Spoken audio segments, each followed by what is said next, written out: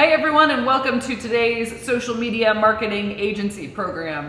You probably, if you are tuned into social media, recognize the gentleman across from me. He is the founder of Addicted to Success, which started as a very popular blog, then evolved onto Twitter. You got 651,000, I think, the last time I checked on Twitter. Yeah. A very successful Twitter account, a successful Instagram account. He's done ebooks, so you are killing the social media game. Thank you for coming and meeting us. Thank you, Mana. Yeah. Can you kind of, just to introduce yourself to the audience, talk a little bit about your journey? Because you said you used to work in music. It wasn't like you just set out to be an influencer. It was, you learned it, but it wasn't in your intention, I don't think, when you had started the blog, right? Yeah. You know, I've always had a love for self-development, and I was the type of kid where I don't like reading a lot of instructions. I just go and push all the buttons. Right? And so I did that. You know, I jumped on YouTube and I watched all the videos and pressed all the buttons and, you know, played with code and jumped on WordPress and, you know, played around with social media and just, I have this mind where I like to split test a lot of things. I like to test and test and test and test and test. Kind of like a mad freaking scientist, right? And just experiment. Just like we are here. Yeah, just like you guys are. Yeah. So I think it was a lot of experimentation. It was a lot of like at the same time learning a lot myself. I had this yearning to want to grow, self-develop and personally grow. And it just so happened that, you know, this was my outlet to be able to put it out on a website. I saw people like Pete Cashmore, John Chow, Ariana Huffington, like a lot of these bloggers that were making a lot of money online and that had also sold their companies for 50 million, 60 million, 100 million. Someone sold to AOL and had partnership deals with Fox and so on. And so for me, I was in a place where I was working a 9-to-5 job and I just knew that I wanted more. You know, I had left the music industry, I got into sales, I had the opportunity to meet Jordan Belfort at the Wolf of Wall Street, right? And, you know, I casted my 10-year vision for success and it included my website. And what's funny is I remember in that 10-year vision for success, I remember saying I wanted to build a website that had about 10 million views. Wow. You know, last week, 5.5 years in, we've reached 106 million views worldwide. 10x. You know, so definitely 10x. and that's the power of a vision. So my vision was always to, you know, make an impact. But what's funny, in the beginning, it was to make money. You know, I feel like money is like the elephant in the room. A lot of people don't want to talk about it. They have this thing where they feel like maybe it sounds a bit greedy and oh, I want to make impact. Look, you need to make money. You need to build the infrastructure. You need to, you know, have the revenue coming in. You need to be able to partner with the right people to be able to really make a bigger impact in the world. You know, and once you've developed the skills, you can trade your skills to be able to contribute on, you know, at an even higher level. But for me, the first part of my journey was to really build something where it allowed me to have a residual income stream where I no longer had to work a 9-to-5 job. Right. And what's funny was, we were speaking before and I missed this part out. Just remembering now, I left the music industry, worked for a sales company, got into a workshop with Jordan Belfort. He challenged me. I then casted my vision, started living in it, started Addicted to Success. I left the sales job and started working. This sounds so cliche as an Aussie, like even Australians laugh at this, but I left my sales job, worked up north in the desert, catching snakes and lizards and kangaroos and relocating them off the construction sites so that the machinery could come through and clear the land. And so that was my job as working with the environmental team as a fauna handler. And so I was up north in the desert. It was like 132 degree Fahrenheit days, 12 hours straight, 28 days straight with like 5 days off. I did that for 9 months. Oh my gosh. Yeah. No wonder you wanted to find something else to do. Money was my motivation, right? You know? And it was like 150, 160K. I didn't need a degree or anything. And to be honest, I dropped out of high school in year 11. You know, it was a high school dropout. And so for me, I was chasing the money. And it didn't take long for me to be around all these negative people that would complain on site and were just burnt out. They weren't seeing their family. They weren't connected. Yeah. And I was around that, you know, for that 9 months. And so I remember jumping in my car in the ute and listening to audios, right, like Tony Robbins and Brian Tracy and Stephen Covey and Think and Grow Rich. Yeah. And I remember listening to it, and that just really just sparked something in me to just like, it was like my back was against the wall. It's like the whole thing with Think and Grow Rich, like burn the ships, like that's enough. You know?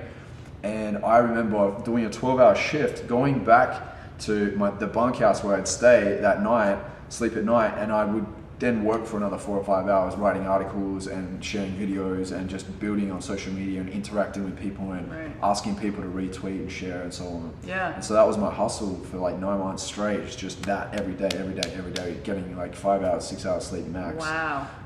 And really burning out. I really felt stressed. I was living on coffees to stay alive.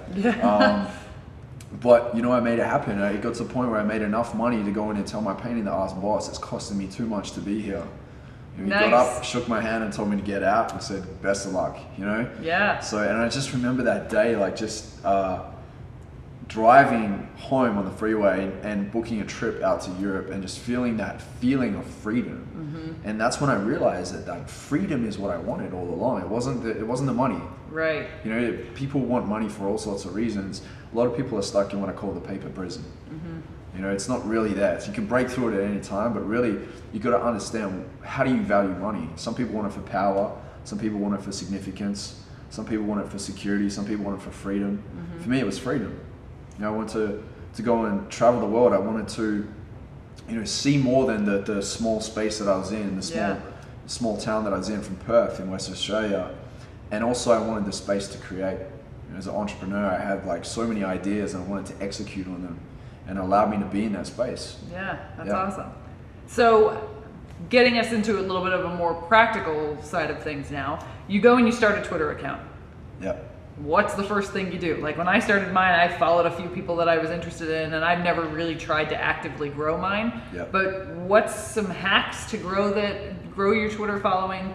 Why is Twitter still important? What is your opinion on why Twitter matters right now? Yep. Just kind of give me your Twitter pitch. Twitter, yeah. This is an interesting conversation because Twitter used to be very important. Yeah. Twitter is a piece of the machine now. That's the way I see it. Is you know, they're great, and I built a lot of the following in the beginning of Twitter, and then I would siphon the following over to Facebook, and then Facebook over to Instagram. So it's just been this thing of like moving people from one to the other, and wherever most of the eyeballs are, you know, that's where you pay attention. Right now, most of the eyeballs are on video. There are a lot of platforms that are failing in that area. I think really Instagram, I mean Snapchat's on the way out. Yeah. If you ask me, it Really? is. And it is because I think the thing that's really keeping them afloat is the fact that they have those like cool, funny like filters, the squeaky voices and the funny faces and whatever. But they don't really have anything else besides, you know, the fact that you can shoot video and put up pictures.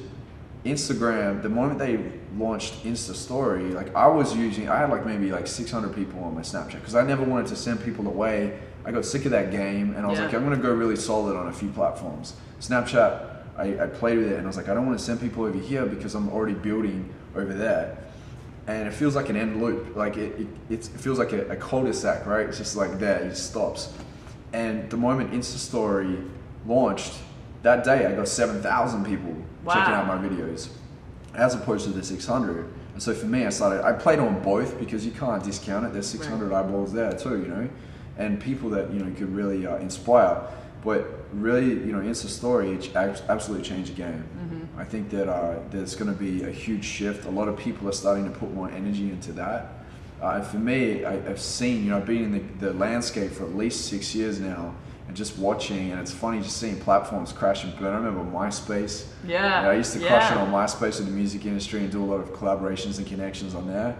No one really plays in that space anymore. Right, you know? right. Video is so powerful, but here's the thing about video is you've got to have the confidence, you've got to be consistent, and you also have to be patient, especially with YouTube. You know, a lot of people aren't patient enough to put up a video. They want that instant gratification, and if you're playing that game, you're going to lose real quick. You know, a lot of people give up. They just give up, and it's like, I remember putting up a video. I interviewed Gary Vaynerchuk. Talk about growth. It's funny going back and watching, you know, as you evolve, you go back and watch some of your old videos, like almost look at it and go, who the hell is that? Right? I'm looking at Gary Vaynerchuk there, and I'm sitting there and I'm like with my suit on and I'm all like nervous. That was about 3.5 years ago. Great interview, like his content was awesome. But I just know I can deliver way better. I stand in front of cameras and I do one takes now. Right. You know, and this is basically, bottom line, it's this. It's not what you have, it's who you become. You know, and I've really, like, I've heard that for so many years, but now I really am living in it and really get it. And I think the penny really dropped the day when I had somebody reach out to me and said that they had been following my content for years and they loved the pace that I had evolved at, that they believed I deserved to be on a spot in a film because of who I've become. And I was like, wow, that's crazy. I was like, awesome, so I'm in it, and that's with the Dalai Lama and Jack Canfield, Tony Robbins, and Marie Forleo, and a number of other incredible people. And then I started really shifting my mindset and my perspective and looking at, well then, yeah, maybe my value is on who I actually become. And the question is, if somebody went and took your platform away from you, if they went and took your website, or they took away all your social media following, how quick can you build a tribe? You know, if you don't have the value, if the value is just in a bunch of pictures, it's not good enough. You know, the video content that you create needs to be originally you. You know, it's easier to be different than it is to be better. And so we're all different. We're as different and unique as a fingerprint. Right? And so many people are trying to act like somebody else because they're living in what I like to call, they're chasing unicorns. Right? They're trying to live somebody else's definition of success. And the chair that person is sitting in is not for you. Right? You got to sit in your own chair. And we're all here born with a purpose.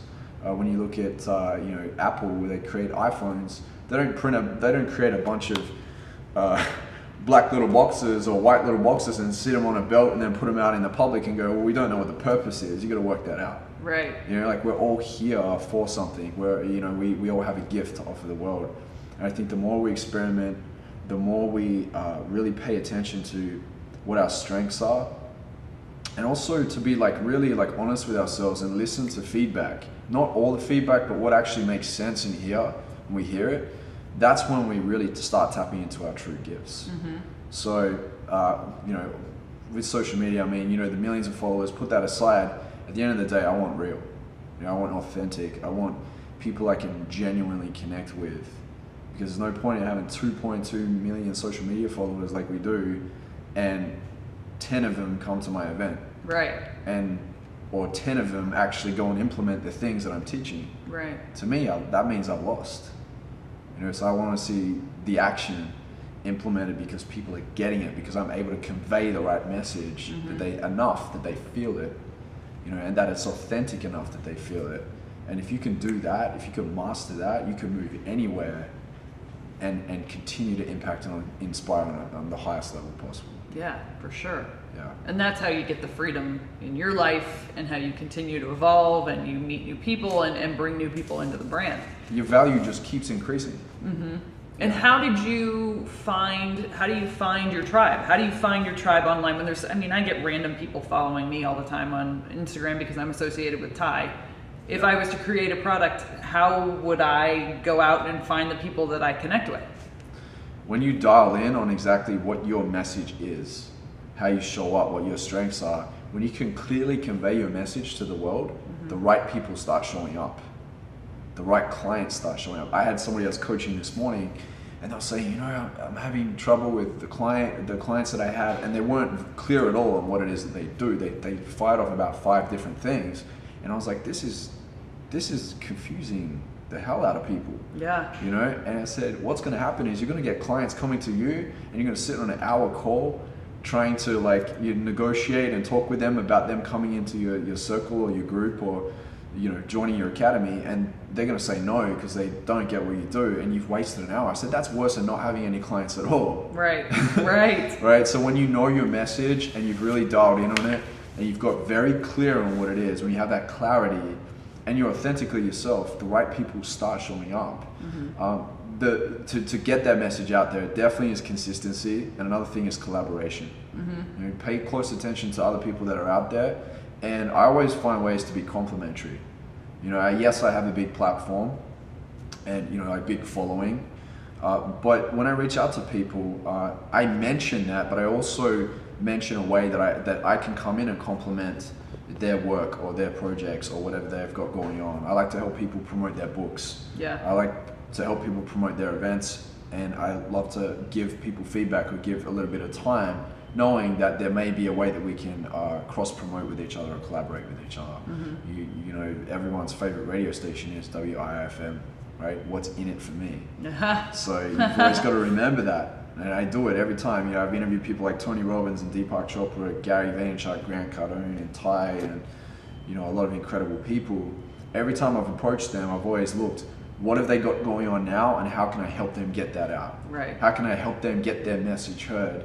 So in turn, they will also eventually come and help me. Yeah. How important do you think those collaborations are for growth? Have you seen big jumps in traffic after you do them? Yeah. Incredibly important. The first jump I ever saw was Dwayne "The Rock" Johnson, right? The Rock, shared an article that we had on A2S on Addicted to Success, and I remember seeing a jump. It was like an extra 50,000 people in the space of like 2 hours went to Addicted to Success. Jeez. And I was like, wow, where the hell is this coming from? And then a few months later, Diddy shared one of our articles as well. This was like in the earlier days, maybe 2 years in, about 3.5 years ago. And I was like, wow, what if that could happen every month? Right. Right. And so that's why I realized that, you know, what it meant to really move with powerful influences and powerful people. But you have to create something that really is going to get them excited to want to share it as well. If you wrote out a list of, you know, 100 influencers or 100 celebrities or athletes or whoever, and you targeted them and sent them all like, hey, just letting you know, we just wrote this article on you, or we just featured you in this, love what you do, admire your work, would love if you could share this with your friends, fans, and followers. I bet at least 5 to 10 people will share that out of the 100. Right. You know, even if one shares it, that's massive. Yeah, yeah. You know, so it's a numbers game. You've got to reach out to as many people as possible. And I think I used to want to be friends with everybody. You know, personally, I want to be friends with everybody, and I don't want that anymore. Like, I want to inspire and impact millions, but like a real friendship, I want deep relationships. Right. You know, I want a small tribe with deep relationships where we can go really far together. That's what's most important. And do you look at that and make sure that they align with your brand, or if it's just a product you like or a brand that you like? How to your values do you stay when you think about doing those kind of collaborations or making those friends? Yeah, you know, you just said it then, values. I think the values have to be very similar. They don't have to be exactly the same. It's just like their vision doesn't have to be the exact same as yours, but you have to be staring at the same horizon. You need to see that what is the main result that you'd love to achieve together? Is it impact? Do you really want to impact? Do you want to inspire? Maybe if you're into the fitness realm, maybe you want to, you know, change world health. Maybe you want to transform bodies together. Whatever it is, right? Yeah, it's really aligning yourself with people where you share a similar dream. And now, when it comes to posting, you said video is king. For sure. How often do you post, and how often do you post kind of CTAs or talk about stuff, your products, your courses, versus just giving people content? Post as often as possible. Really? If you could do 3 times a day, do 3 times a day. Do once a day, do once a day. Whatever it is, whatever you feel like you can with your bandwidth without actually losing quality in your content, then do that. And you know, I think that a lot of people have a problem with finding inspiration. And that's because they're not clear on what it is that they're trying to convey. Yeah. You know, I could go and read a book, a philosophy book. I could read a book written by Seneca and find hundreds of different inspirations from that and vibe off and shoot 100 different videos. You know, that's just because of the place that I'm in. And I think a lot of people, the biggest problem nowadays is that people are distracted by way too much. Yeah. You know, it goes back to managing your mind and telling your mind that you're more powerful than it.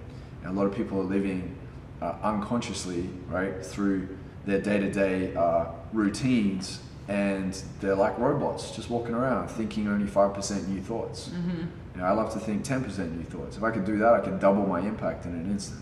Yeah. You know, so it's being very intentional. A lot of people talk about the law of attraction. I think it's a little bit fluffy. I think it's the law of intention. You know, setting out your intentions day by day, week by week, month by month, year by year, how you're going to get to where you want to be. Yeah. And so when you're posting, you're putting out your intentions, you're sharing stuff with your fans because you really think you're going to better their life. Your products are going to better their lives. Yep. How often do you ask something of them? Yeah, I think you got to do it in an elegant way.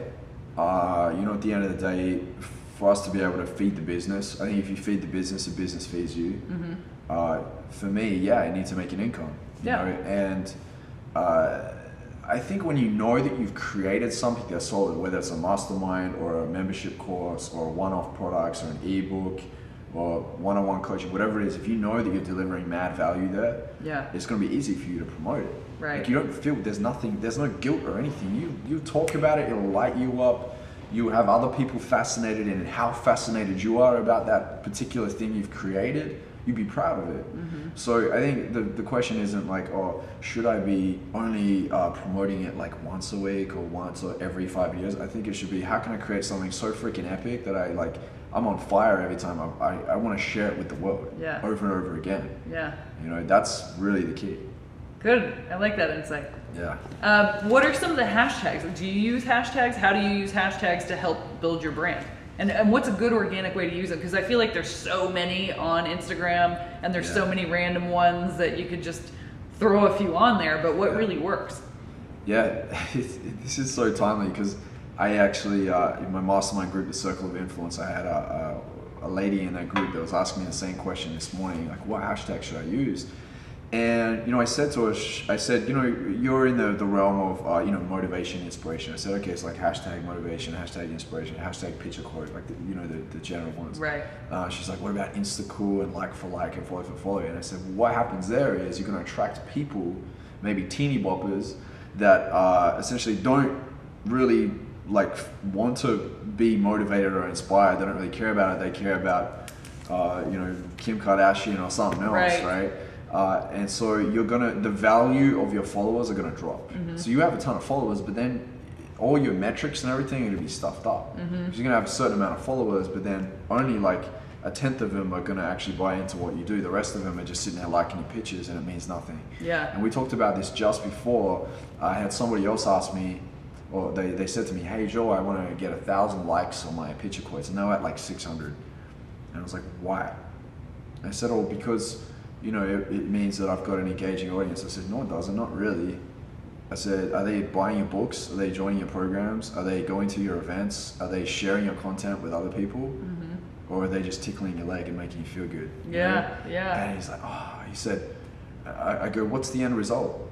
And he said, I don't know. And he goes, oh, I'll be honest with you. I think maybe it's like a reassurance thing. And I said, okay, so that's a limiting belief thing. That's like, I'm not good enough. That's a significance thing. You know, and it's a temporary emotion. It's like, you know, when somebody goes out and wants to buy the Lamborghini, and if their friends, all their friends start buying it, and they've spent, you know, the last year saving up to $250,000, $300,000, they finally get it. After a couple of weeks or a few weeks, that feeling starts to die off. And then they want the next thing. They want the next model. Next thing that comes out. I just got an iPhone 7 today. You know, I was like excited, but then it didn't take long for me to be like, you know what, it's just a phone. It's got a good camera on it though, which is great, right? And that's one of the reasons why I actually got it. But yeah, it's just like being conscious of like, what do I really want out of this? You know, I always say like, what comes after that? What are you actually really chasing? For me, I'd rather put up a picture and get 200 likes, but 20 people love the content so much, like deep down inside they're like the true tribe and the true fans, and then they come to my events or they bring a friend to the events, and that's where you really have an impact. You know, so and I'm talking in a sense of the space that I'm in, which is self-development. You know, you've just got to find like what are the results you really desire, what is going to be the most meaningful to you. Right? Meaningful meaning you're feeling full, right? It has meaning and it fills you up.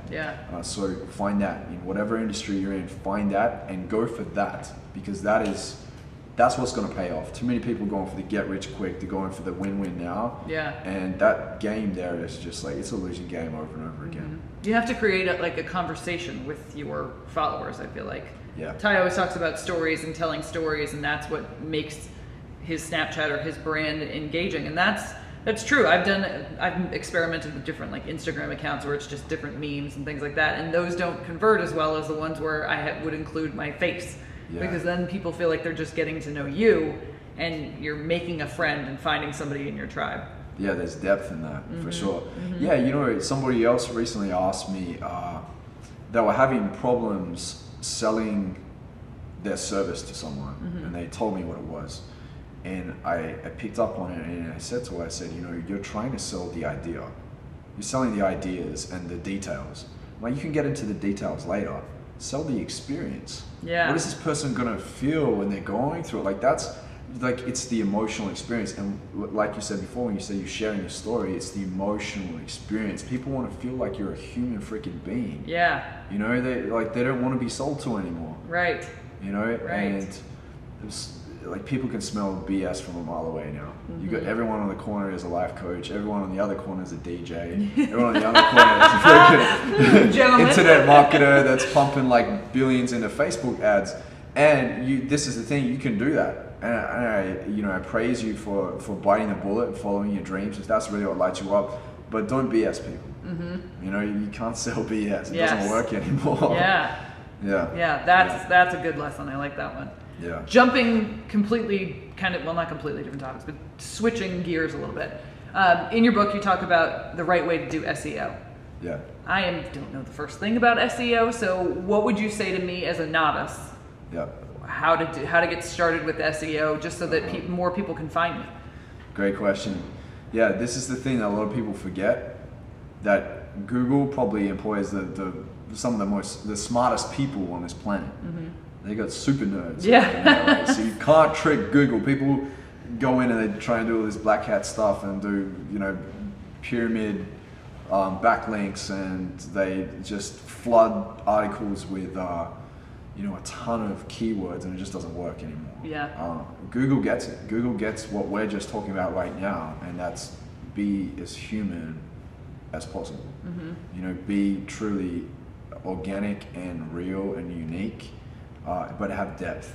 And so with SEO, I've seen it change over and over again. Every time there's an update, you get a whole bunch of people dropping out of the search engines because they're not doing it right. Wow. And from day one, we have written articles purely coming from the angle of we just want to deliver great quality content. I remember, when we started, I would go days where, like, if I didn't feel inspired, or if I couldn't find like that topic that I really wanted to talk about and vibe on, and there was no good content coming in from contributors, we just wouldn't put anything up. It's the whole quality over quantity, right? So I think that rule still applies. Yeah.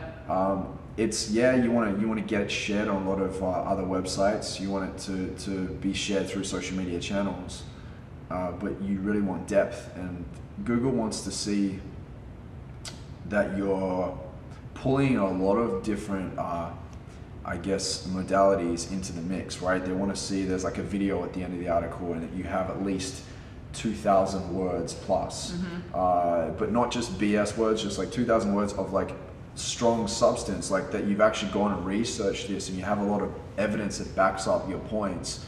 They want to see links going out so that you're trying to help the reader to really understand the topic, and they want to see pictures as well. People are visual as well, and if there's a link to an audio or a little audio player, whatever, the longer somebody stays on that page looking at that article, the higher the chance they're going to rank further up the page on Google.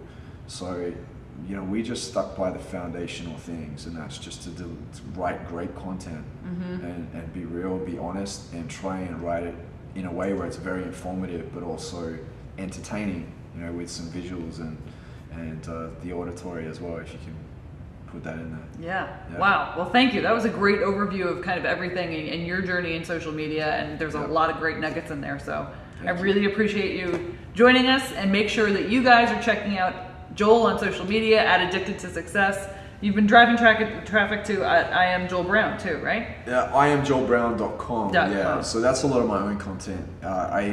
For the first few years, I'll share. Sure. So the first 3 years, I was running Addicted to Success by myself. I was like a one-man band. Wow. And I had a Superman complex. And what I mean by that is I felt like I was the only one that could run the website by myself, that I couldn't give any duties over to anybody else because everything had to be perfect. And that was my own stuff, right? It was a scarcity mindset. I couldn't break the piece of the pie for anybody else. I had to do it all myself. Yeah. I had started traveling around the world, and I realized I didn't have time to be updating that as much. And so I got interns and I got employees, and that's when I opened my mind and I started harnessing the abundance mindset, that there is more, like we can just bake more pies. You don't have to keep slicing the pie, you can make more. And so I've gone through that experience, and You know, I think if you can really if freedom is your thing, if you really are chasing freedom, like find a way to structure your business so it allows you to have more freedom. Mm-hmm. It's really important. I think a lot of people are digging themselves deeper, and they're employing more people because they see people like Gary Vaynerchuk doing it, and the 600 people in the corporation and all that, and they're like, oh, that's what I want, but really they don't want that. You know, so you need to really structure your business in the right way, so that you can, you know, be in a place where you can create more, do more, and move more people's hearts and minds. Yeah, that's the dream right there. To be able to, at least that's my dream. It's not everybody's dream, but I want that freedom too. So yeah, totally get it. Yeah. And don't be afraid to step out from behind your brand. Yeah, I did that 2.5 years ago, and this year I'm in 4 documentary films, you know, magazines, podcasts, all sorts of awesome opportunities have come my way because I've stepped out and owned who I am, and you have even more pull to be able to inspire and impact others, because that's more human than just the name of a brand. Sure. Yeah. For sure. Well, check him out. I am JoelBrown.com and Addicted to Success. It's killing it. And we will see you on the next lesson.